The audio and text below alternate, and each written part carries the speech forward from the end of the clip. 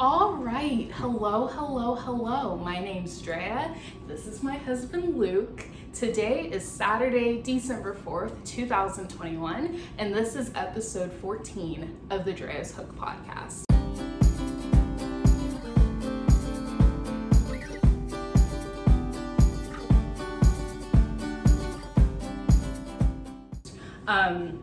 I know it's been a while. I think that episode 13 was in April, so it's been a while, and we'll talk a little bit about where I was later on in the podcast, but because it's been a while and there's some new faces around here, I wanted to go ahead and do like a more formal introduction of myself. So like I said, my name's Drea. We live in Houston, Texas with husband Luke and our cat Casey. My day job is as a civil/stormwater engineer. And would you like to say what your job is? Sure. So I am a counselor, fresh out of grad school. We're shooting a podcast. There's a car. Fresh out of grad school, counselor, and yeah. Yeah, so that's a little bit about us. So yeah, we have a lot to talk about, so we'll just go ahead and hop into it. So we're gonna start with finished objects. So I have 3 finished objects. Okay, sorry about that. We tried to adjust the phone and then it stopped recording. So like I was saying, it's holiday season, Christmas time, and I wanted to have some crochet or knitted decorations of some sort. For the past couple of years, I've really been wanting to make stockings, and so I finally made it happen this year.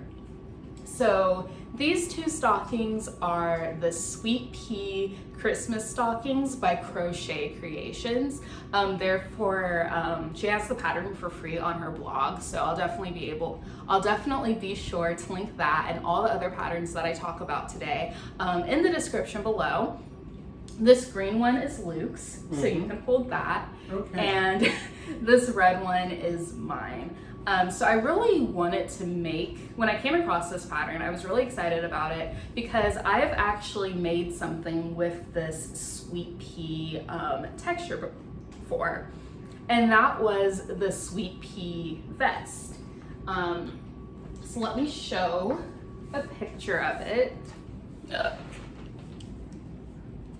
This is the Sweet Pea Vest. One of my favorite things that I've made. It was actually a pattern test, like right around when COVID was starting.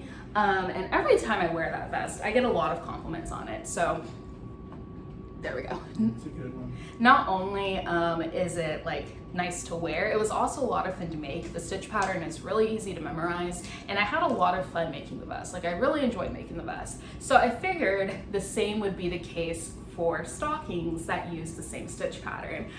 So that's what we went with. I did make a few modifications to the pattern. So you'll notice that the green and the red are slightly different sizes.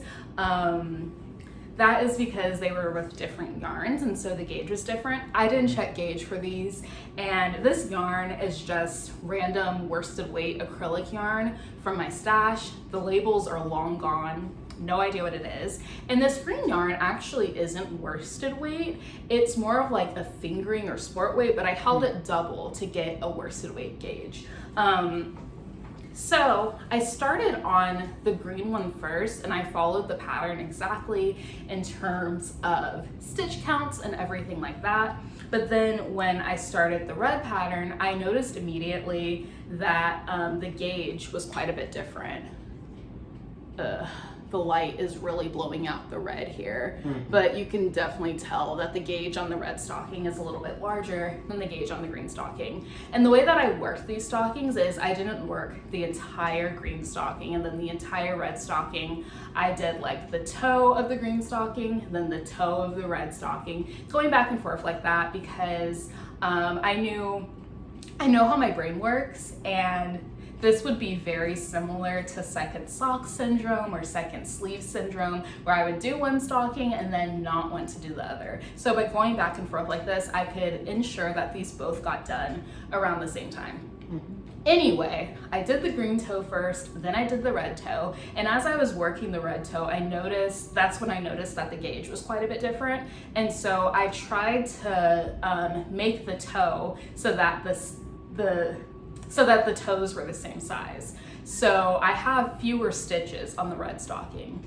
What I didn't think about is because the toe is kind of, you see, it's not like straight across, it's got like a little bit of an angle there. And because of that, that affected the stitch count on the foot and the leg. And so that's why red is looking a little bit narrower than green, but it's not a big enough difference to make a big deal about, you know? Like they're still both huge. I think both of these are close to 2 feet long.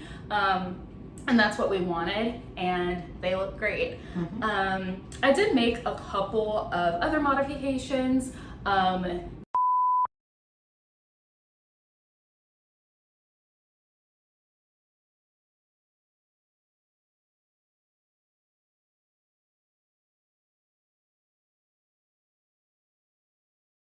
Okay, sorry, we got cut off yet again. Is this gonna happen the entire time? Probably. Yay! Woo! All right, so this is the Hope and Cheer stocking by the Devious knitter. Once again, just random acrylic yarn from my stash. All right, so it happened yet again. So if it happened, I restarted my phone, so hopefully that'll help. But if it doesn't, I'm due to install the iOS 15. So maybe that's part of it. I tried to Google what the problem was, and it was like, restart your phone or update it. So I restarted it. So the next step will be to update it if it doesn't work. Anyway, like I was saying, Hope and Cheer stocking, Devious knitter. I decided to do a knit stocking for Casey's instead of a crochet one because all of like the miniature crochet stockings that I came across were exclusively single crochet, and I don't really like single crochet fabric. I don't like making it, I don't like how it looks. So I figured that even though I'm a slow knitter, I could make, since it's so small, I could make Casey's stocking in a timely manner, and I was able to do so. Now I need to get back to my notes instead of Google from trying to figure out what was wrong with my phone. So the really cool thing about the Hope and Cheer stocking pattern is that it gives a lot of different options on what you can do. So I kept mine pretty simple. Toe, foot, heel, and leg are all the same color, and then I switched colors to do a 2x2 ribbing at the top, but she also gives the option to do reverse stockinette ribbing, or I guess it's not ribbing, it's just reverse stockinette. She tells you how to do a contrast heel, she tells you how to do stripes, so it's very customizable. And she gives stitch counts for making a full-size stocking and stitch counts for doing like different yarn weights. So the original is a miniature worsted weight stocking, which is what I made, but you could theoretically use any yarn weight and you could make the stocking any size you want. So I really like the way that the pattern was laid out, and highly recommend if you are looking for a stocking pattern to make. So I guess in terms of modifications, this pattern was written to be toe up. And it's basically a sock. Stockings are basically socks. Okay, so we're back. And we are now on Luke's phone. Camera quality might be a little different. We can't tell from this angle. So if it looks dramatically different, I apologize for that, but we're just gonna roll with it. I now have iOS 15 installing on my phone. It's a very large update, so it's going to take a while. And you know, since it's December and the sun starts going down at like 4:30 and it's already 2:30, we're just gonna roll with it. It's a race to the clock. Race through the clock, so we're gonna roll with it. As I was saying, I think I was talking about toe up sock construction. So you start with your toe, you do some toe increases, and then you work the foot for however many inches, and then you do whatever type of heel you want to do, or you might end up doing an afterthought heel where you go back and do it later after you finish everything else, and then you do the leg, and then you do whatever ribbing you want to have at the cuff. Cuff down is the exact opposite. You start with the ribbing at the cuff, and then you move on to the leg, the heel, the foot, and then you do decreases for the toe. And then you use Kitchener stitch to seam the toe closed. Because generally when you're knitting in the round, you're making a tube that's open-ended on both sides, but for a sock or like a hat, you need one side to be closed so that it'll function as intended. So this sock was designed to be toe up, and in order to start the toe off being closed, it used something called Judy's Magic Cast On, and I tried to do it for like a good half hour and it just was not clicking. So I kind of have a personal rule for myself where if I'm trying to learn a new skill, I'll give it 3 attempts, and if I don't get it by the 3rd attempt, I move on, because life is too short. Like, I don't want to get frustrated.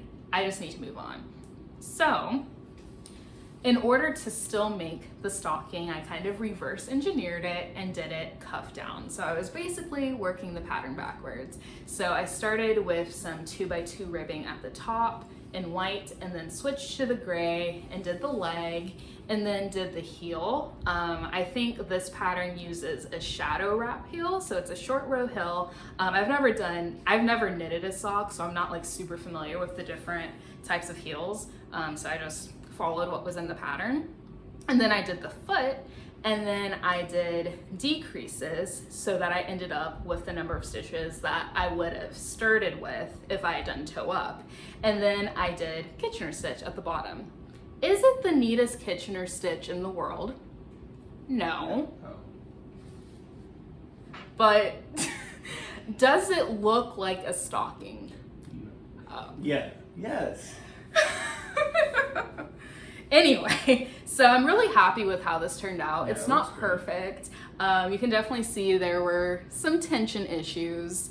Mistakes were made, but it's a stocking, and Casey likes it. Oh yeah. So that's all that matters. She got on the desk for an ideal view. Exactly. Exactly. Casey actually picked the contrast ribbon, because I had like this true white and then I had kind of like an off-white cream. So I held them both out to her and I said, Casey, which one do you want? And she started sniffing this one a whole lot. So everybody was involved in some capacity in the design of their stockings. So good times were had by all.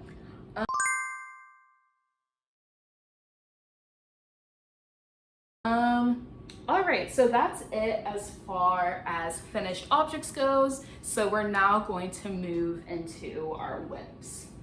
So this has been a very long whip. It started off as a pattern test, but I did not finish the pattern test on time, and I still have not finished. So this is That 70s Stripe Pullover by Inchworm Crafts. So it's kind of worked from the center out, and let me get a picture of it so y'all can see what it's supposed to look like when it's complete. Ooh, that glare. Ooh. So it's really cute, has a little bit of a dolman sleeve, and it's very 70s. So yeah, I originally signed up to test this pattern, but then life kind of got in the way and I did not finish the test. I think at this point I'm only about halfway through the body, so that's not counting the sleeves and that's not counting the ribbing at the bottom. So still quite a ways to go on this one. But thankfully Inchworm Crafts was very gracious about it. I'm just not at a point in my life where pattern testing makes sense. Like, I do not crochet as quickly as I used to. Like, I do, like, the stitches. I crochet stitches quick, but I do not work on things for as long periods of time as I used to. So pattern testing isn't really something that's feasible for me at the moment. Hi. We are filming. I know, just making sure the cat doesn't try to swallow it or anything. That's fair, that's fair. So I haven't attempted to test a pattern since then, because clearly I cannot finish pattern tests on time. But let me talk about the yarn that I'm using. This is Lion Brand 24/7 cotton. So this gold color is called Goldenrod, and then the cream color is called, wait for it, cream, and and then the gray is charcoal. So this yarn was absolutely intended for something else, and the pattern technically calls for a DK weight yarn, and 24/7 cotton is a worsted, but I was able to meet gauge with it, and DK and worsted are basically the same thing anyway, but you didn't hear that from me. I will die on that hill. I will die on that hill. So yeah, I am hoping to finish it because I think this would be really cute. I just haven't been very motivated on this one, so it's just been kind of hanging out for like 6 months, but maybe one day it will be finished. No. Maybe one day. So we'll go ahead and put this one away. All right, so my next whip I'm very excited about because it is my first knit sweater, and it's actually not for me, it is for this one, for my husband Luke. So, oh goodness, ooh, bear with me here. This is the Cozy Classic Raglan by oh, that is very crooked. We're struggling. It's in the clanky. Yeah, we have one stage. sleeve. Okay, that looks good. This is the Cozy Classic Raglan by Jessie May Designs. And the yarn that I'm using is Wool of the Andes Sport in the color Forest Heather. All right, so backstory on this sweater. Okay, first of all, gotta backtrack. This yarn was sent to me by We Crochet as part of their influencer program, so I did not pay for this, just clearing the air there. But I originally ma'am, do you, ma'am, Now is not the time to parkour. Whew, the cat is doing the most. Doing the most. Anywho, so I originally requested the Wool of the Andes Sport for a crochet sweater. It was still intended to be for Luke. And the sweater was really nice. It had cables down the front. And if you've been around for a while, you know that I've been wanting to learn crochet cables forever. So I was going to use that sweater as an opportunity to do so. But then I started swatching for the sweater, and since this yarn is heathered, I don't know how well the camera is picking up the heathered portion, but since the yarn is heathered, the texture of the cables wasn't really as defined as I would have liked. And going back to the single crochet conversation from earlier, everything that was not a cable was single crochet. And I was like, I cannot knit a whole sweater in single crochet. Like I will hurt someone, right? So I figured that since we really like the yarn and how it's heathered, a simple knit stockinette sweater would be a good way to show the yarn off.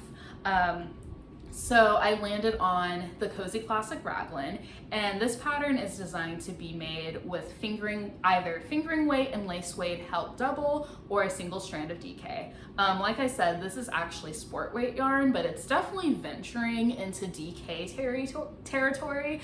So I had no issue making gauge on this. I think I did go up a couple of needle sizes, but it still looks good. What else about this one? So, would we like to try it on? We don't have to. You look very caught off guard. The hair. We can try it on. We can try it on, just so they can see Yeah. how it's fitting so far, and so I have the visual when I talk about the ease and everything. Yeah. All right.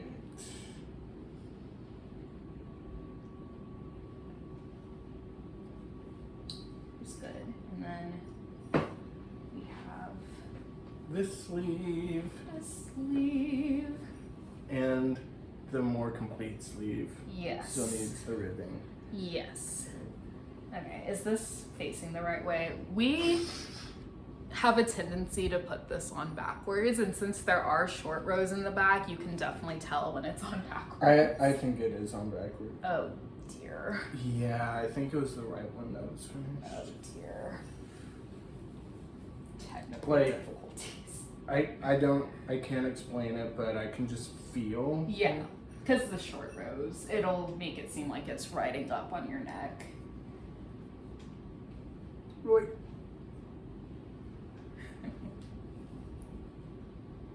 I don't know where it went. There it is. And then Oh, how did it get inside out already? Oh wait. it's not. That's not. It's Oh wow. something's caught. There we go. This is what it's supposed to do with the yarn hanging off my neck. Yeah, we're There it is. there we go. There we go. So Okay. this is how much of the sweater we have so far. It's a top-down raglan, so we finished the yoke, and we've got a decent amount knit on the body. I started to get a little bored knitting on the body, so that is when I switched to a sleeve. And like Luke was saying, the stockinette portion of the sleeve is done, but we're gonna do about 2 inches of ribbing. The pattern calls for 3, but I think we'll get by with 2 inches. So yeah, just the rest of the body, and then there's some ribbing on the bottom, and obviously the other sleeve. So I've definitely been making good progress on this. I haven't worked on it in a couple of weeks because I was working on the stockings that I talked about earlier. First things first. But I started this in, I think, early October, That's okay. right? And I was working on it like monogamously, like almost every day, until I started working on the stockings. So I was able to make a lot of progress that way.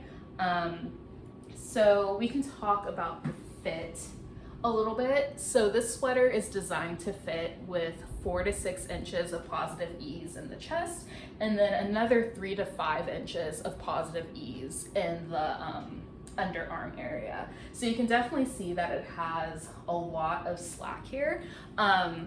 And Luke is actually in between sizes, but we opted to go with the larger size so that we could have a little bit more ease in the torso area. And so that's why it's, what? It's better that way. It's better that way. And so that's why things are a little loosey-goosey in the underarm, but we don't have issues with the way that it fits, right? And we've been really diligent about trying this on because it is easy to do that since it's top down. So I did have concerns that the armholes were going to be a little too deep, but it's not too bad. I did have to do a fewer rounds on the sleeve because my gauge did loosen up a little bit as I was going along. But it looks like it hit right at the wrist, which is what we wanted. So cutting some rounds out was very helpful. And that means that there will be less knitting on the body too, which we give thanks. So yeah, is there anything else you would like to say about your sweater? No. Okay. All right, so we will move on. Do you want to continue wearing it or do you want to take it off? Yeah, let's take it off. Just Alrighty. it's still in the pre-blocking itchy Yeah, phase. that's another thing. So wool of the Andes is a non-superwash wool, so it definitely has some Can you toothing. hold that. Some toothiness to it. It's a little bit scratchy, but I already had some wool in the Andes in my stash before I requested this yarn from We Crochet. So I made a swatch and blocked it, and the yarn really softens up a lot once it's blocked. So right now it's a little uncomfortable to wear. I've tried it on too, and it's a little bit scratchy and abrasive on the skin, but once we block it, it'll feel a lot better.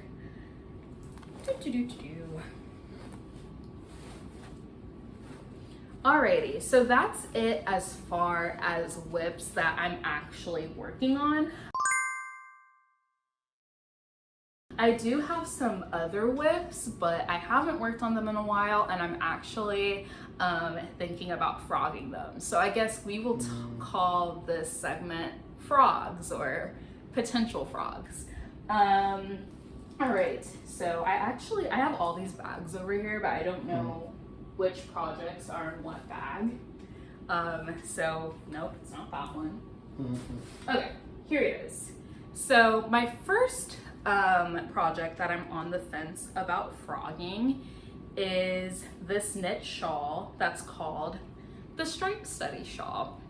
So this is designed by Vera Rain, and the yarn I'm using, these are both Sorella yarn. This white speckled yarn is called Tea Time, and the blue yarn is Inkwell. So this is a fingering weight shawl, asymmetrical, short rows, stripes, good stuff. So I originally picked this shawl because those were some of the skills that I wanted to learn in knitting. I wanted my first knit shawl to be something a little bit on the easier side, but still something that I would learn from. But since I haven't worked on it in a few months, it's no longer really serving that purpose, and I'm no longer really excited to work on it. I believe there's supposed to be 12 sections of blue, and we have done 1, 2, 3, 4, 5, 6, 7. So I did make quite a bit of progress on it, and just kind of like extrapolating out, I can tell that the shawl isn't going to be as large as I want it to be unless I block it very aggressively. So I'm just not excited about the shawl anymore, and I needed the needles for something else. As you can see, it is not attached to any needles. I have a little lifeline in here, and that's why it's not unraveling. So I do think I'm gonna go ahead and frog the shawl and use the yarn for something else. So sad, but what can you do? What can you do? Let's see. Everything is tangled, but it's still not as bad as the way that I used to do the podcast, just like putting all the whips on the couch. That was and stressful. you weren't even there. You didn't even have to deal with it. On the other side of the room. Okay, Luke. Secondhand stress. Secondhand stress. The next project that I started and am thinking about frogging is this. This is my take on the Good Vibes throw by TL Yarn Crafts. Yes, oh thank you. It's nice having a second person here.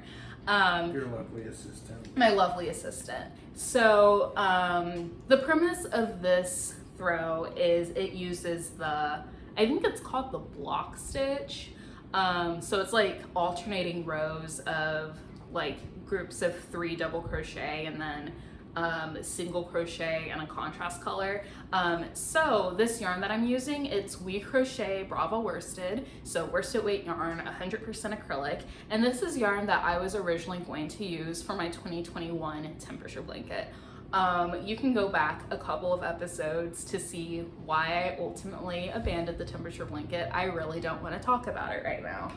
So I have all this yarn, no idea what to do with it. So I thought it would be good, since this is a blanket quantity of yarn, to make another blanket with it. And don't get me wrong, I really love the way this is turning out so far. The issue is that since I'm changing colors every other row, it's not a very portable project. Like, just as an idea of scale, this entire cube is 13 by 13 by 13. 13 by 13 by 13, contains yarn that I would be using for this blanket. So even just trying to carry it from room to room is a little bit cumbersome. And so that's why I've been opting for projects that are a little bit more portable. So this has been very neglected. So I do have an idea, a potential idea for what I can do with this yarn instead. We'll talk about it a little bit later. But I'm sad because I really do like how this is turning out, but I want something that I'm actually going to finish and use, you know? So we've got to move on. And this yarn could definitely be used for something else. And I think I have a picture of what TL Yarn Crafts take on the Good Vibes throw looks like, so that we can get an idea. Been bad at like showing the pictures. I'll try to edit them in too if I don't get too tired. So that's the Good Vibes throw. She used a very busy color as her main color, but it looks really good. So my next project that's a potential frog is not in here.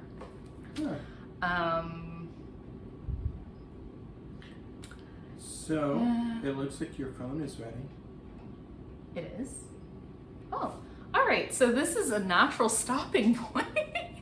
So I'm gonna run and go get that project, and then we'll see if my phone lets me record for more than a minute and a half at a time.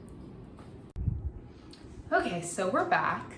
Our cat also threw up, so that's a whole thing. And we're back to recording on my phone. So we'll see how it goes. We'll see how it goes. Anyway, the last project that I'm probably going to frog is this.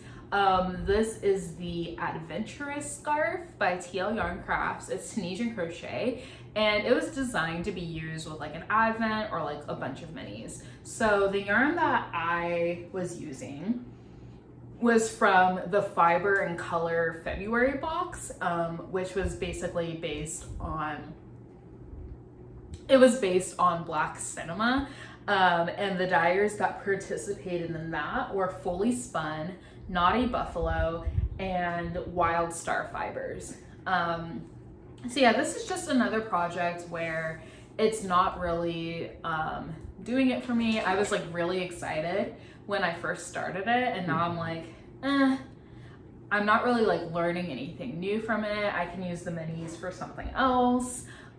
So this one's probably going to be frogged as well. Alrighty, moving on.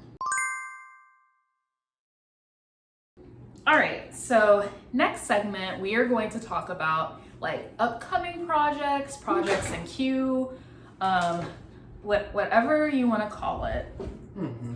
This cat is so weird.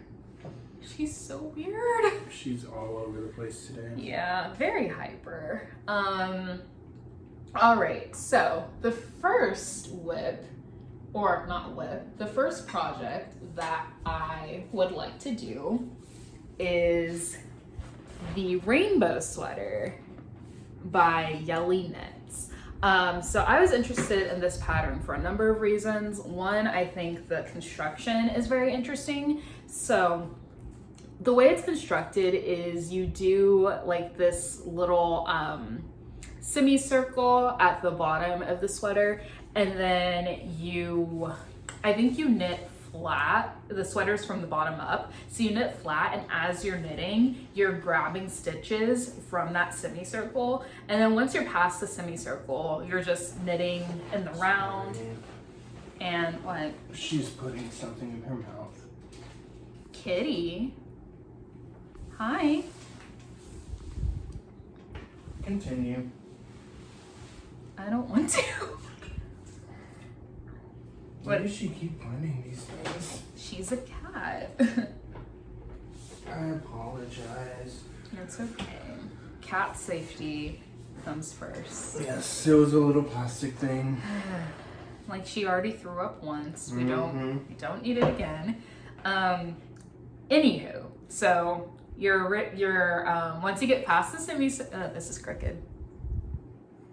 This is so chaotic. This is such a chaotic episode. Welcome back after 8 months. I know. I'm very out of practice. Mm-hmm. Thank you for bearing with us. And our first one in the new place too. Yes. So we did the best we could as far as background. But we'll see. We'll see if we end up filming somewhere different. There are no rules here. So yeah, I thought that the construction of the rainbow sweater was very interesting. Another thing that's interesting is instead of it being graded for specific sizes,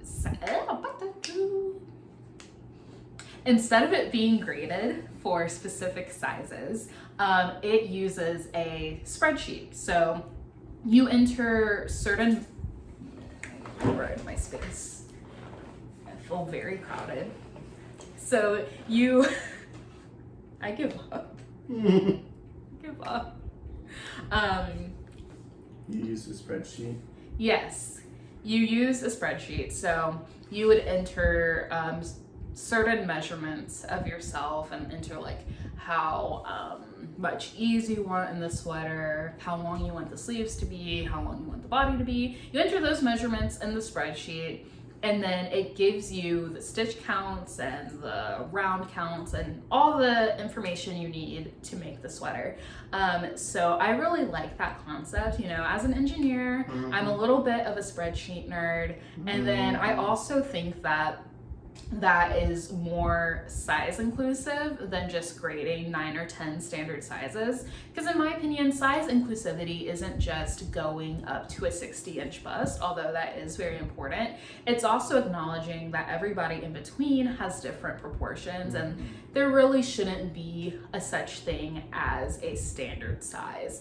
So I think that the spreadsheet method is a very good way of acknowledging that. I've seen a couple other designers use this as well. I think Swinky Emu Knits has a whole method called sizing with spreadsheets, and she actually teaches a course on it that I'm pretty interested in.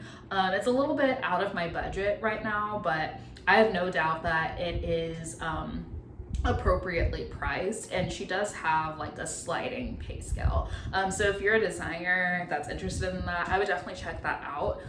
So far I've really only seen the like spreadsheet grading method used on knit patterns, but I don't see any reason why it wouldn't be able to be used on a crochet pattern as well.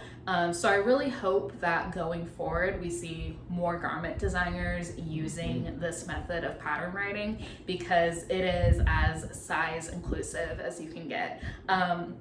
So yeah, that is one of the things that really drew me to the rainbow sweater.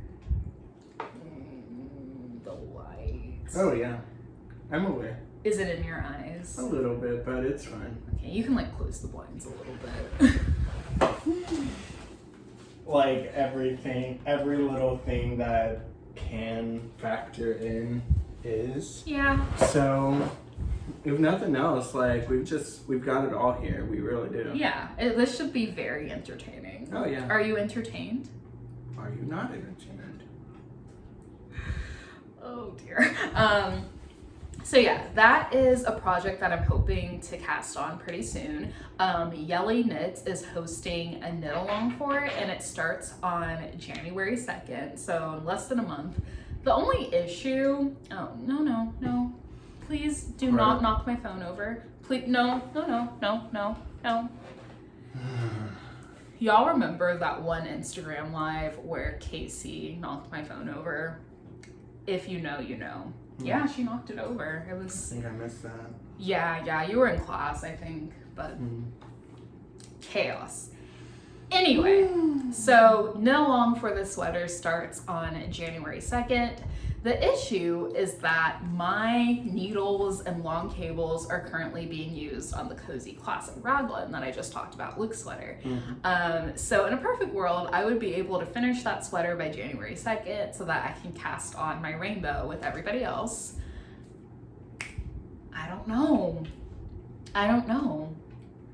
Yeah, we've got half a month. No, more than a month. it's More than a like 3.5 weeks. Or more than half. But like, I'm a pretty slow knitter. 1 by 1 ribbing takes forever for me because I knit English, so constantly having to have the yarn in the back, bring it in the front. It just takes a while. So I would really have to diligently work on it to be able to finish by January 2nd. Yeah. I do think that it's in the realm of possibility. Mm-hmm. I would probably just need to sit down and figure out like how many inches or rounds that I need to do per day. But another spreadsheet. Mm-hmm. Yes. So we'll see how that goes. Yeah. I'm not like married to the idea of starting on January 2nd. I just want to do a knit along. Yes, I am married to you. Yeah. So we'll see how that goes. And then as far as potential yarn that I could use for it, goodness. No, not that one. This one. So I'm really trying my best to use stuff from my stash as much as possible. So I was looking through my stash, and this pattern uses DK weight, but you could also use fingering weight held double. And I'm pretty particular about what I'm wanting to use for this sweater, because the whole premise of the rainbow sweater is like the striping that you have on the bottom of the sweater and on the sleeve. And in my opinion, variegated or speckled yarns don't make crisp enough stripes for my preference. So I'm really only interested in using solid yarns. So the only two solid wools that I have in my stash currently are these two from Sorella Yarn. These are both from her Disneyland collection, fingering weight 100% superwash merino wool. So this gray is called Tomorrowland. And this kind of rust situation is called Wildest Ride in the Wilderness. So I'm trying to incorporate these two and then buy the main color somewhere else. But I do have concerns. I am concerned that these two are not going to contrast well enough when they're striped. So I did the trick, and if you haven't heard of this, this is a good trick. Mm-hmm. When you are trying to pick colors for a project, and it's like color work or something, where you want a decent amount of contrast, what you can do is take a picture of your yarns together, and then turn the saturation down so that it's grayscale. And by doing that, you see like the color value of the color. So, you know, if it's a darker gray or like a super light gray, and if you're seeing multiple colors that are about the same shade of gray, that means that when they're worked up, there's not going to be a ton of contrast between them, which that could be good if that's the look that you're going for. But for rainbow, I want very distinct stripes. Makes sense. Yeah, so when I did that trick for these two, obviously the gray came out a little bit darker. Like they weren't exactly the same shade of gray, but they were close enough to where it gave me pause. So I've been trying to figure out what other colors I want to use in conjunction with these two so that I can have a color or colors in between. Because it's really only an issue if they're right next to each other. If you have other colors with other color values in between, it'll be totally fine. But if I just exclusively used these two colors like I planned, there's not going to be as much contrast as what I'm hoping for. So that's something that I'm still trying to figure out. And then as far as my main color, I think that I'm going to use Swish DK from Knit Picks. That is 100% fine superwash merino wool, so it's really soft. And I forget what the colorway is called, and I forgot to put it in my notes, but it's kind of like a beige. So it'll go really well with these two colors, and we'll see if I need to get additional colors for stripes, because you can use up to 12 colors for rainbow, but that sounds like a lot of different colors to try to source. So I'm gonna try to keep it to 3 or 4. but I don't think that I'm going to get the look I want just by having these two. So more to come on that. Thank you. It's very helpful. This is the wrong bag. Oh my gosh. I need more distinctive project bags because they all look the same. Yeah.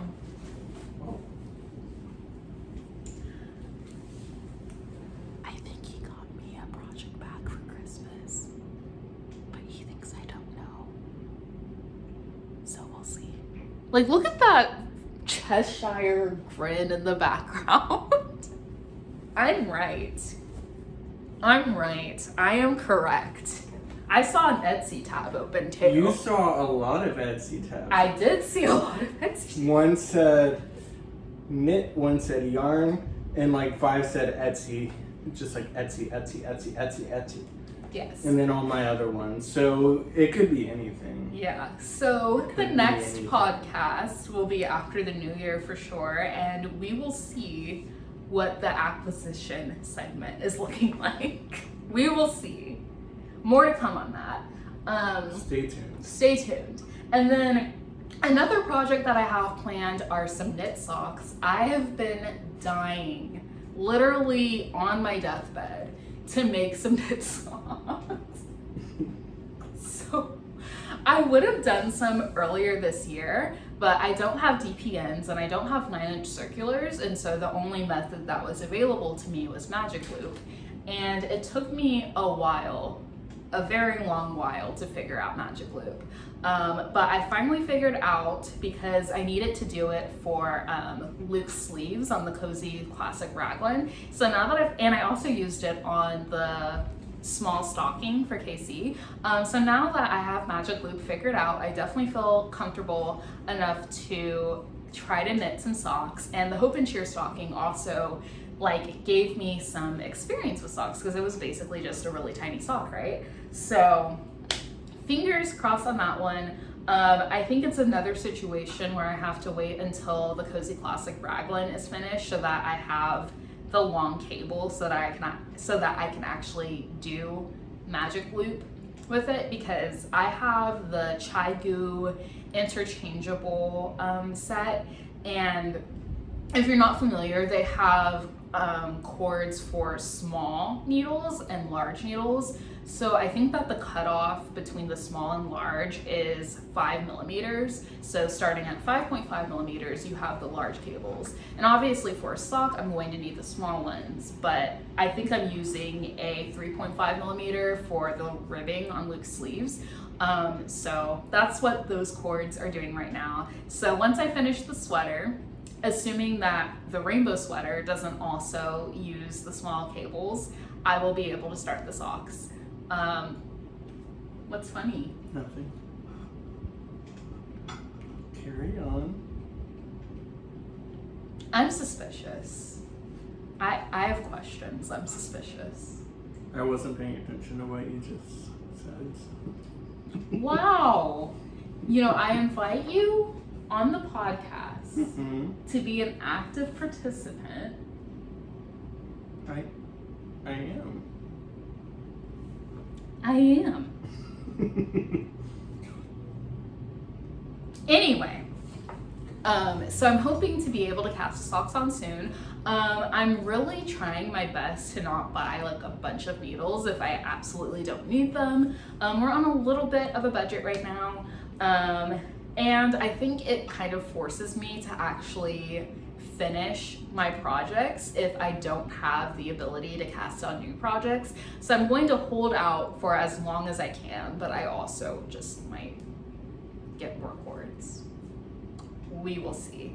And then in terms, of the pattern, I don't think I'm gonna follow a pattern. I think I'm just going to do vanilla socks, which are just plain stockinette. I really like Knitty Natty's tutorials on how to knit socks. I followed like bits and pieces of it to figure out how to reverse engineer the Hope and Cheer stocking that I made for KC. And I think they're going to be shorty socks, because I'm not really the type to wear like socks that come up mid-calf. And as far as yarn, I have quite a bit of fingering weight yarn to pick from. So we're just gonna see what happens. But I'm really hoping to start on socks soon because I am ready to become a sock knitter. I'm ready. Sock knitting has this like vibe around it, and let me in. Let me in. I would like to be a part of the sock knitting community. So that's something that I'm hoping to start really soon, like next month really soon. All right, so the next segment of the podcast, and it might not be something that we do every single time, but it's something I wanted to do this time around, is what I'm calling the wish list. So the wish list are projects that have like caught my eye, that I'm interested in making, but that I don't have the yarn for them. I don't know when exactly I'm going to make them. It's just things that I would like to make. So the first category of projects are Stephen West shawls. So if you're not familiar, Stephen West, he's West Knits on Instagram. He designs all sorts of things, but I think he's most known for his shawls, especially his mystery knit along that he does in October of every year. I think he just finished up like his 12th annual mystery knit along, so he's been doing it for a while, and literally thousands of people knit these shawls. It's probably one of the biggest knit alongs out there. So his designs, they really utilize a lot of color, a lot of texture, a lot of different techniques. And when I first came across Stephen West, I wasn't a huge fan because that's not my thing. You know, I kind of prefer simpler things, simpler textures, not like a ton of different colors, because that's just my personal style, I say, as I'm wearing the floral print dress. There are exceptions to everything. There are exceptions to everything. Anyway, so I realized when I was kind of following this most recent knit along pretty closely because a Twitch streamer that I watch was making it, and I really liked her color choices. His 2021 mystery knit along was the Shawlography. Shawlography? I think it's just Shawlography because it already has shawl in it. And I actually really liked it all the way up until the last section. Those stripes just weren't doing it for me. Did not like the stripes. Anyway, that experience taught me that the main reason why I didn't originally like Stephen West shawls is because I didn't like his color choices. I swear, it feels like, and like this, it's gonna come across as criticism. Everybody has their own personal taste, and like there's no wrong color palette. There's not like a wrong way to do things. I'm just saying things from my perspective. To me, it seems like this man just picks random colors, like closes his eyes and goes into his yarn stash and picks random colors, and then he's like, shawl. Like no color theory, just vibes, right?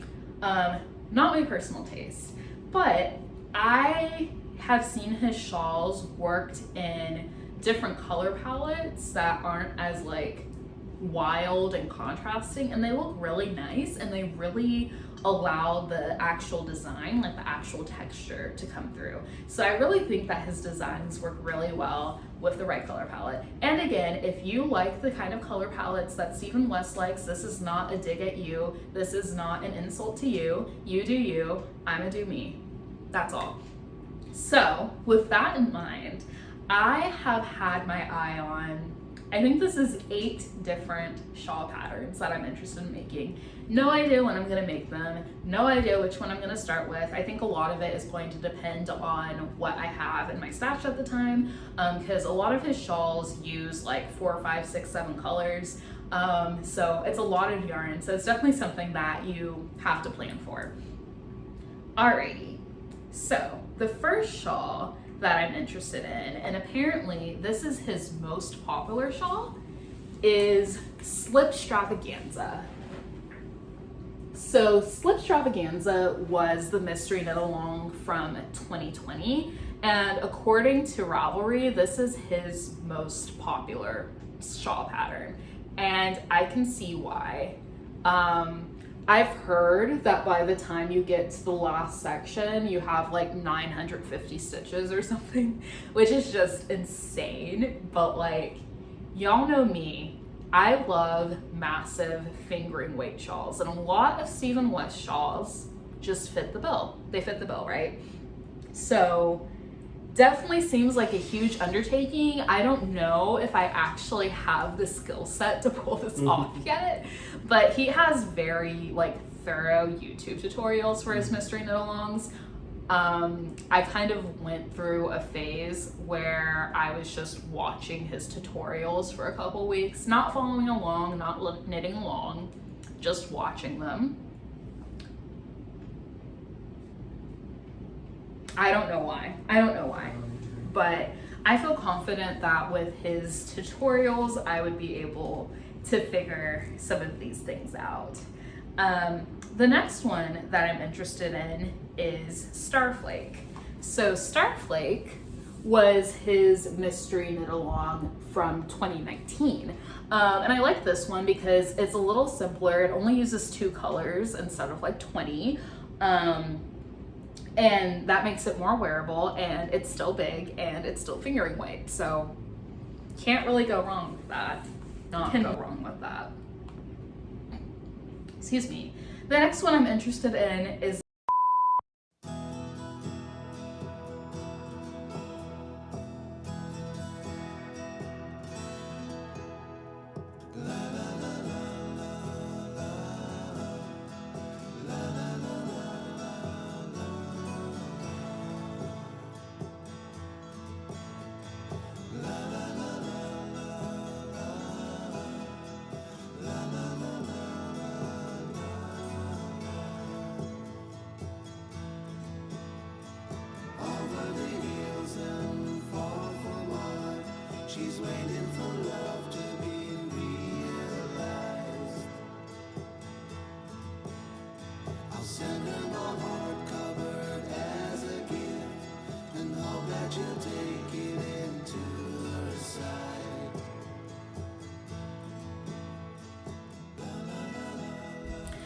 Alright, we're back on Luke's phone, and we will remain on his phone for the rest of the episode.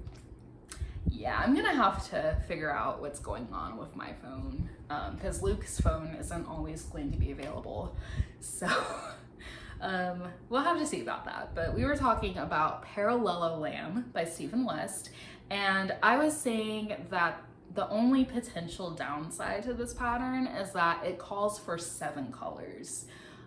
Which is a lot, and that could be costly. So I'm sure the pattern could be modified to use scraps or to use only like 4 or 5 colors. So if I do make that, that might be something that I'm interested in, because I also can't see myself picking out 7 colors that look good together. Picking out colors is not my strong suit. Like once I get past like 3 or 4 colors, it's just, I don't know what to do. So we'll see how that goes if I end up making that. And then I think there's only one more Stephen West shawl that I was looking at, yes, and that is the Curvette shawl. Curvette. So it's very nice. I don't think this is picking up on the stripes that are in there. And I've never made a crescent shaped shawl before. So I'm curious to see how this is constructed. So yeah, it's definitely on my goals list for 2022 to knit a Stephen West shawl. So I guess we will just stay tuned to figure out which one. All right, so then there are some other patterns that I'm interested in that are not Stephen West. The first one is the Home Front Jumper by Squidney Knits. And Squidney Knits' whole thing is like vintage. So this pattern has a very heavy vintage inspiration. Vintage isn't really my style. So But the reason why I'm interested in this pattern is the shoulder. So I don't know if you can see that, but the shoulder kind of has like a little bit of poofiness to it. I'm sure there's a proper name for that. I do not know what that name is. But I have a top that I wore to work earlier this week that has that kind of shoulder, and it's very flattering, and I was really feeling myself. So I told Luke, I was like, I want to find a knit or crochet sweater pattern that has that kind of sleeve. And then literally that night, this was the same day, somebody shared this pattern in their stories because it just came out like this week. And I was like, there we go. There we go. Duh. So hopefully that is something that I'll be able to do. I would probably make some modifications to it, probably give it a little bit more ease because it does look like it's pretty fitted, and maybe make the sleeves a little bit longer. But I just want to know how to do that shoulder. I just want to know how to do it. The next pattern that I'm interested in is the Odette sweater by Stitch Create Love. So this one's really nice. It's got like some beautiful lace work in the yoke. The designer said it's supposed to be like swan feathers or something. So it's very elegant, looks very nice, and it doesn't look like it's overly difficult. So that's definitely something I'm interested in. I'm hoping to get eventually to kind of venture out into both knit and crochet sweaters that have some interesting things going on at the yoke, whether that's like lace work or color work. So this definitely feels like this would be a good introduction to kind of like to a knit sweater that's not just stockinette and ribbing. The next one is the Cozy Classic Light by Jessie May. So if that sounds familiar, that's because the sweater that I'm making Luke that I talked about earlier is the Cozy Classic Raglan. So that sweater is designed for like a DK gauge, and Cozy Classic Light is designed to be worked with fingering weight yarn. But there's also a couple of other differences just in like the basic design elements. The Cozy Classic Light neckline is a little bit wider than on the original sweater, because I think you could see on Luke that it wasn't tight by any means, but it was definitely a little bit narrower, and the Cozy Classic Light is a little bit wider, which I like, and it's also designed to fit with less ease. So the original Cozy Classic Raglan is designed for like 4 to 6 inches of ease in the chest, and then 3 to 5 inches of ease in the underarm. Cozy Classic Light is 2 to 4 inches of ease in the chest, and I don't know how much in the underarm, I forgot to check. So it's definitely a little bit more fitted, but not too tight. I think 2 to 4 inches of ease is like my ideal fit. I think most of the clothes in my wardrobe have 2 to 4 inches of ease. So I'm really looking forward to it. And I really like how Jessie May writes her patterns rather. So I've really had a good time making Luke's sweater. So I wanted to make one for my own, make one of my own. So yeah, Cozy Classic Light, hopefully we can make that happen soon. Can y'all tell that like my battery is starting to like, we gotta finish this. And then the next pattern that I'm interested in is a knit shawl. This is the Frank shawl by Joji Locatelli. Very like geometric and big and stripes. And I was actually, when I was putting all of my notes together for the podcast, I was actually very intrigued by why it's called the Frank shawl. So it is named after an American artist named Frank Stella. He's actually still alive. I think he's like in his 80s or something. And The only reason I know who that is because when I took art class in 8th grade, we had to like pick an artist to do research on and like kind of try to make our own piece inspired by his work. And so I picked Frank Stella because I guess even back then I was really kind of into that like geometric stripe situation. So I thought that was like a really cool connection.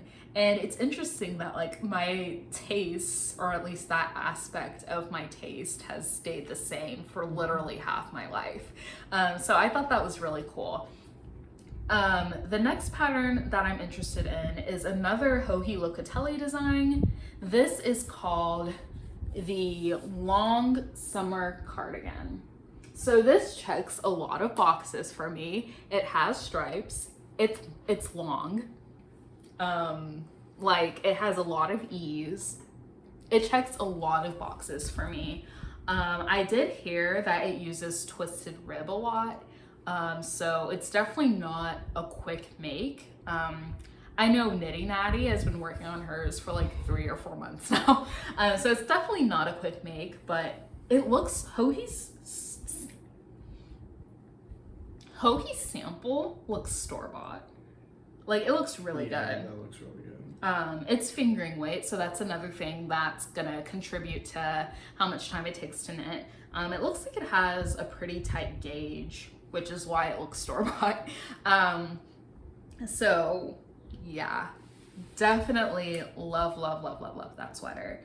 And then the last pattern that I'm interested in making, the only crochet pattern on this list. Oh wow. Yeah, knitting has just really been my jam lately because there's so many things that I want to make. And since I've been crocheting for like a decade, but I've only been knitting for about a year. And so I've already like, there's always things to learn in crochet, but I am definitely a lot further along in my crochet journey than I am in my knitting journey. So I've been knitting a lot. But anywho, this is a crochet blanket.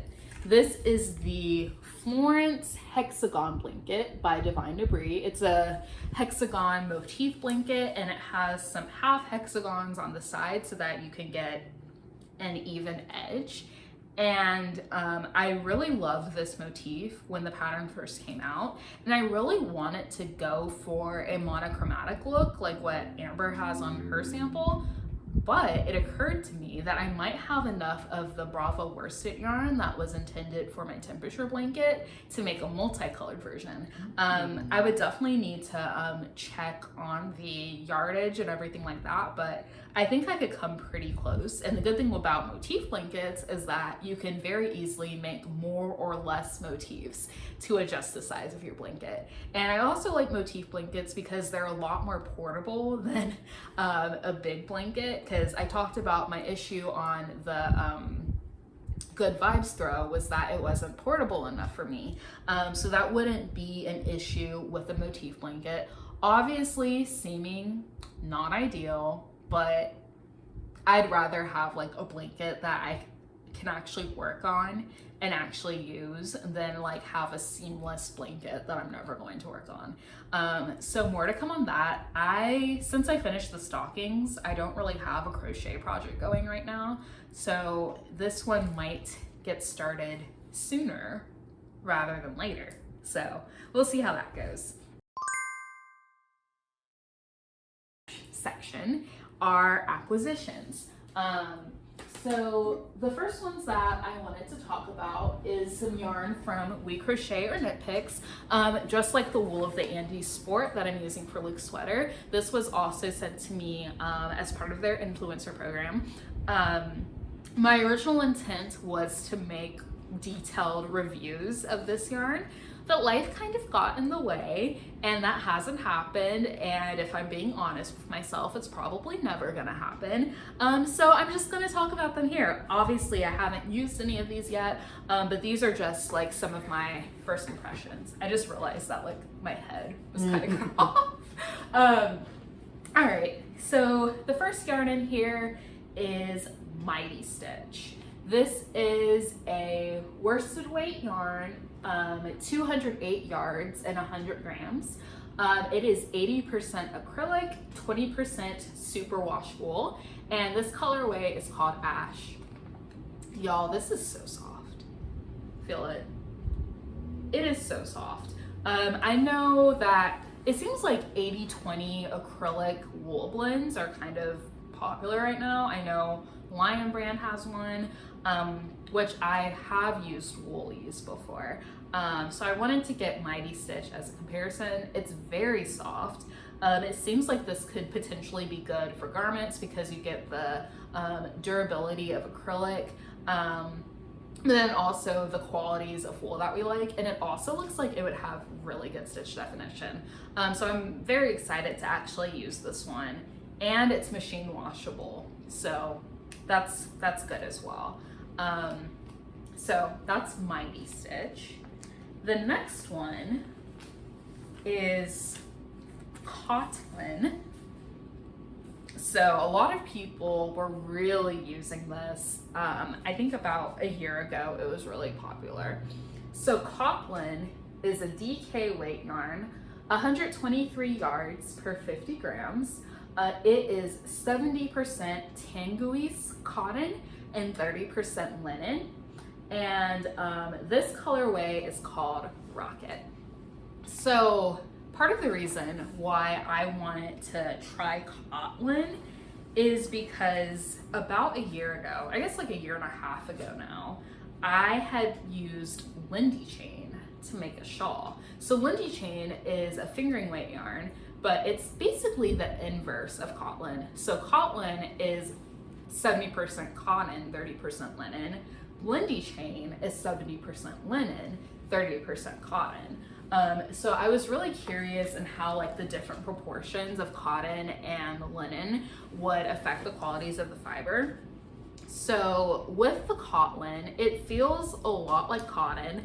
It definitely has a little bit of friction to it. It's not like very smooth. It looks like it would have pretty good stitch definition. And this is a plied yarn, whereas Lindy Chain is a chainette yarn. But you can definitely tell the Lindy Chain feels a little bit, I would say if you're going based off of softness, this one's softer.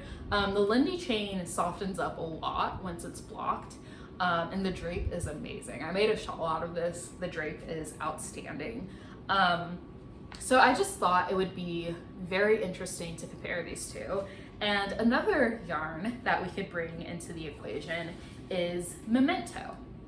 So Memento is a worsted weight yarn, 232 yards per 100 grams, and it is 100% Pima cotton. And this colorway is called Moonshadow. So if we want to compare Coplin and Memento, Memento is a lot smoother, very soft. Pima cotton is amazing for garments. So you can definitely tell that the linen in the Coplin is making it a little bit more gritty. Also wanted to talk about, this is Pima cotton, this is Tanguise cotton. I looked up the difference. There's not like a huge difference.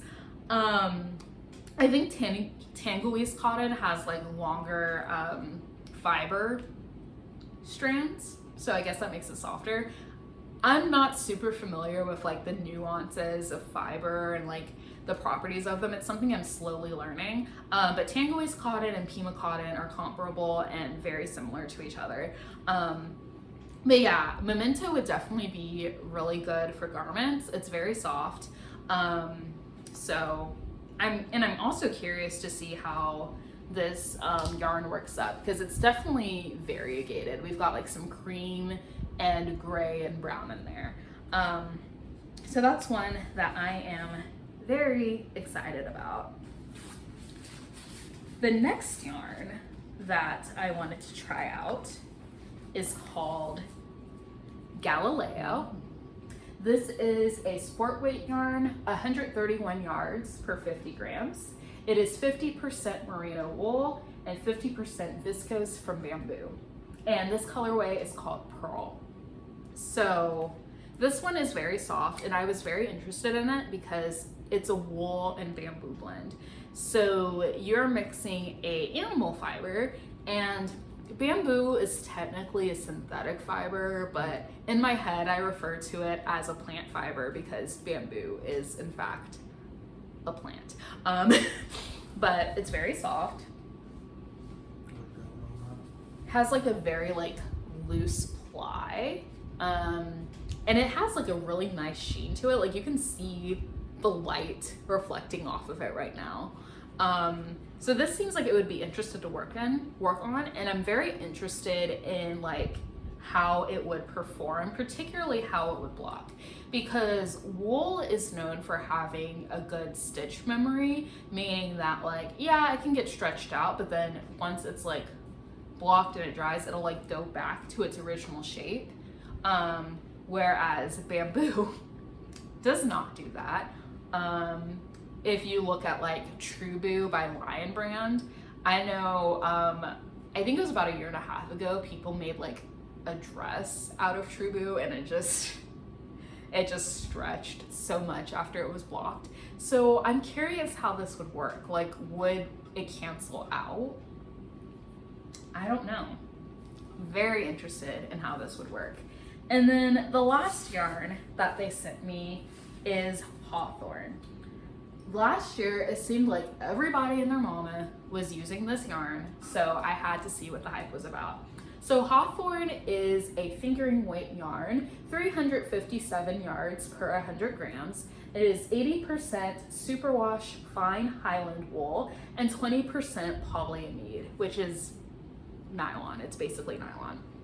So Hawthorne is a little bit different from fingering weight yarns that I usually use. I usually use merino wool.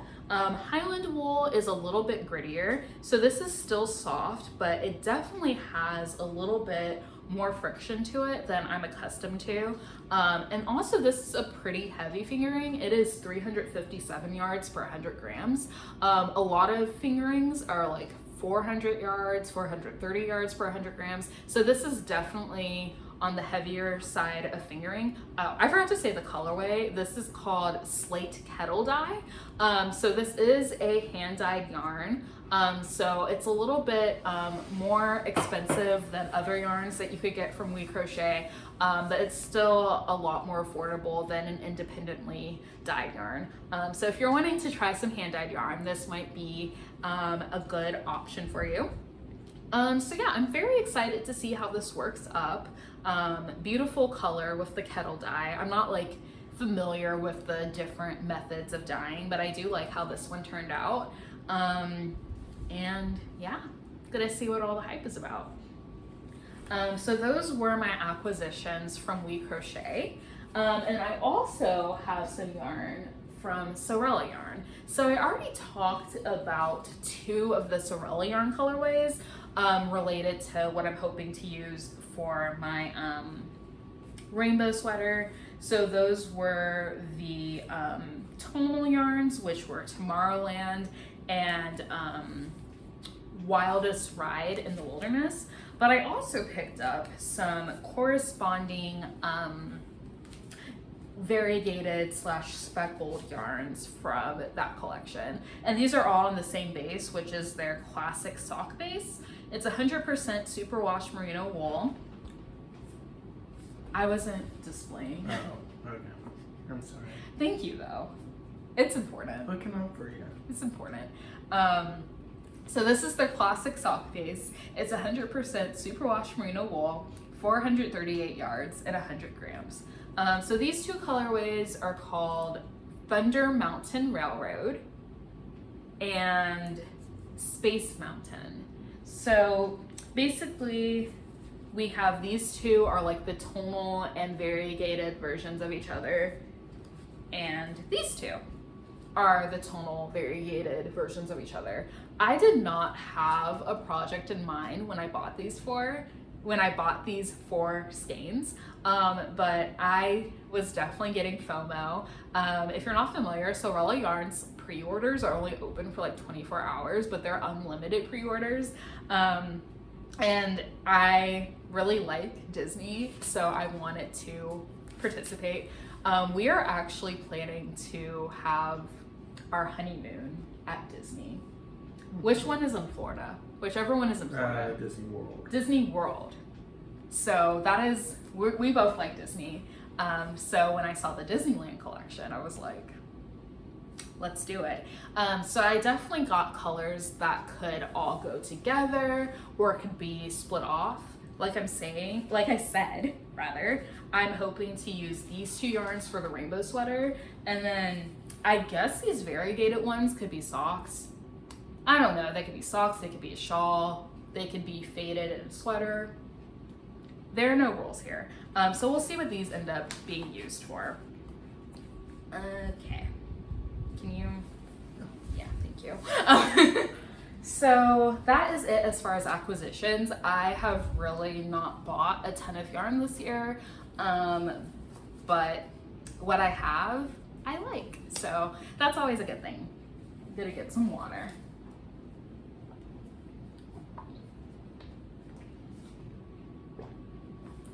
All right. So the next section is life updates. A lot has happened since the last podcast episode, which is why there's such a big gap between the episodes. So I definitely wanted to share some of that. So first, we got married. We got married on September 4th. It was a very small ceremony with just our immediate families. It was hosted at his parents' house. And it was a really good day. So we got engaged on February 1st, 2020. So this was about 6 or 7 weeks before COVID really got COVID. And so we hadn't really gotten too far into our wedding planning. We had toured one venue. And then as a result of the pandemic, Luke actually lost his job.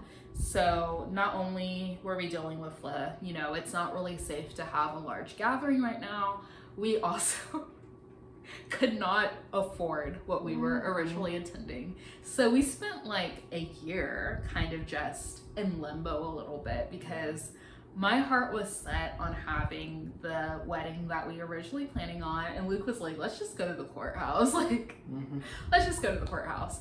But eventually I came around. I got tired of not being married and not even knowing when we were going to get married. So we planned to have a courthouse wedding in September.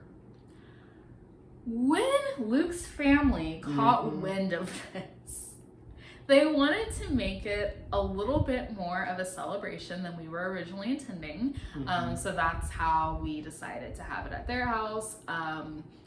They really did a lot with the decorations. I'm very grateful for them because at that point, I did not have the capacity to make all of the decisions that a bride would typically make.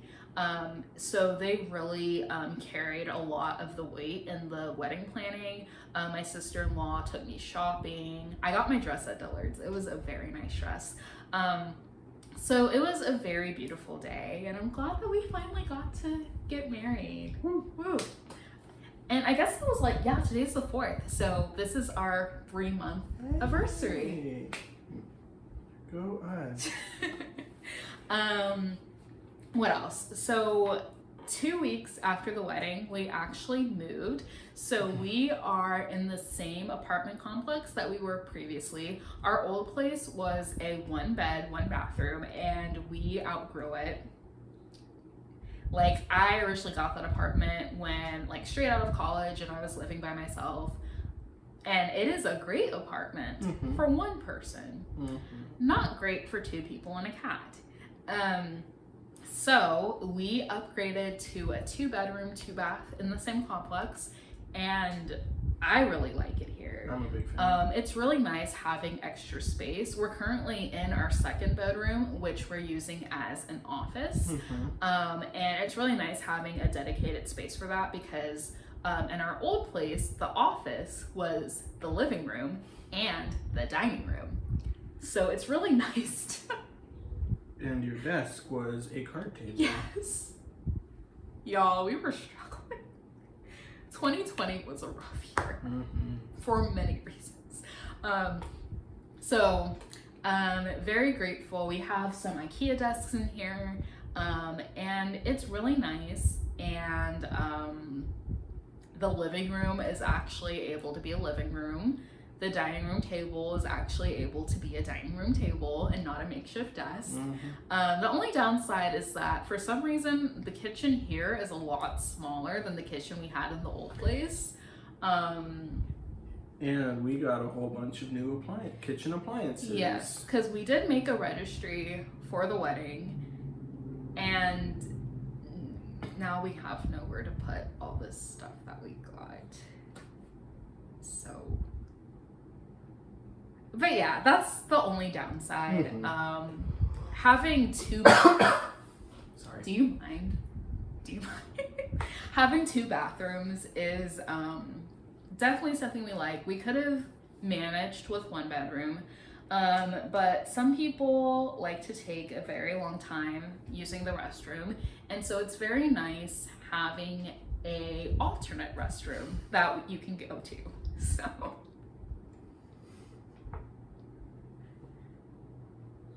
do you have something to add? Would you like to say?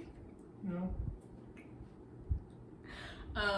So that's been really nice. We're definitely enjoying having all this extra space.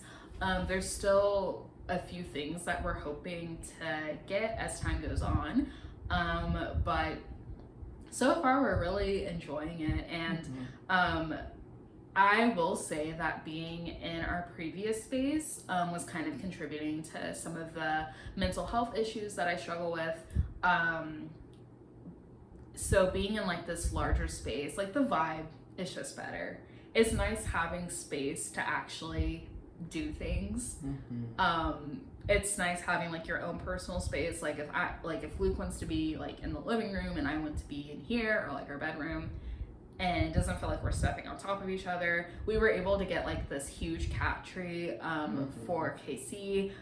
Luke's mom actually got it for us, and she absolutely loves that thing. So we're all just really living our best lives here. It's true.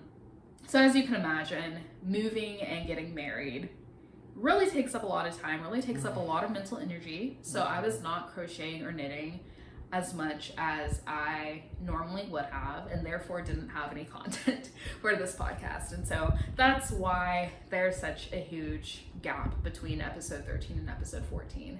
Another thing that was going on in this time period is that Luke graduated with his master's degree. Tell us about your master's degree. It is in counseling. What is the full name of the degree? Master of Arts in Clinical Mental Health Counseling. Yes. So we are very proud of Luke. Like, I remember the day that he was accepted into grad school. Sorry, I'm like getting choked up now. Why? I don't know. We are just very proud of him. It was a long road, especially since like half the degree was completed during the pandemic. I know a lot of people were in college during the pandemic. I'm glad that I wasn't. So we're very proud of him. And so now he has received a job offer. Woo! Yes. It is microphone. Oh, sorry. It is a community counseling job with the county. Not with the county, but within the county. And I think the county is like a financial contributor, but it's still technically a nonprofit. But anyway, I'll be driving around the entire county. And keep in mind that we live in Houston. Like the area of Houston is bigger than like the area of Rhode Island. Yeah. So the county that Houston is inside of, Harris County, and I'm driving to like people's homes, like people who can't really afford like typical counseling. And I'll be doing that, which is all very exciting. The only thing is I need to take and pass my licensing exam, and that's been its own. You don't have to talk about it if you don't want to. It's been a thing. It's been rough. Is that all you want to say about it? Yeah. Okay. So yeah, the job offer is contingent on him being able to take and pass that exam. So we're working through it. We are working through it. Mm-hmm. But he's set to start like that first Tuesday for some reason after the new year. So definitely send out good thoughts, prayers, whatever you want towards the situation, because it is a very good job offer. Amazing benefits. His benefits are better than mine. And it definitely seems aligned with the type of work that he's been hoping to do since he started his counseling degree. So hopefully we can get this test situation figured out, and he'll be able to start the job, no problem. So that's that. That's basically it, right? About so. life. So 2021 was a very busy year for us, but we're very glad to, I think once Luke starts his job, that'll be like the last major like transition that we'll go through for a while. So I'm looking forward to having some like stability and some peace. Sounds amazing. In our lives. So yeah, those are the life updates, and that is why I have been gone. That is why I have been gone. All right, so we're almost towards the end here. I know this was very long, so I appreciate y'all hanging out with us. Just wanted to make a few announcements here at the end here. So this is going to be the last podcast for 2021. I'm hoping to do them about once a month. But it's probably not going to be a very rigid schedule, because that's just, it's not working. The season of life that I'm in right now, it's just not really possible. But something that I am hoping to do either the last weekend of 2021 or the first weekend of 2022 is my year in review, like 2021 year in review / 2022 maker goals video. This year I did them as 2 separate videos, but I think this year I only have enough content for 1 video combined. It's fine. It's fine. It's that much easier. That much easier, yes. So definitely be on the lookout for that. Another thing, I wanted to do a quick plug for my crochet skill level quiz. I know a lot of people have already taken it and downloaded it, but in case you're new here, I designed a quiz about 1.5 years ago. It's 25 statements, and you rate each statement on a scale of 0 to 4, and then you add up your score, and depending on what score range you fall into, that is what skill level of a crocheter you are. So beginner, advanced beginner, intermediate, or advanced. And the reason why I'm bringing it up now is that, you know, it's the end of the year. A lot of us are thinking about our goals for 2022, and the quiz can really be a good way to set your goals and think about like what skills you want to learn and what projects you want to make that will help you learn those skills. So the quiz is free. It'll definitely be linked in the description below. I do have a premium version where it comes with a spreadsheet that'll add up your score for you and tell you what skill level that you are at the bottom. But again, there is a free version because I want this to be accessible for everybody. And if you have already taken the quiz in the past, this is a good time to retake it to see how you've progressed and see what skills you've learned and what skills you still like to learn. I actually just retook mine yesterday, and when I first created the quiz, I was like right on the cusp of intermediate advanced, but now I have finally pushed into advanced crocheter.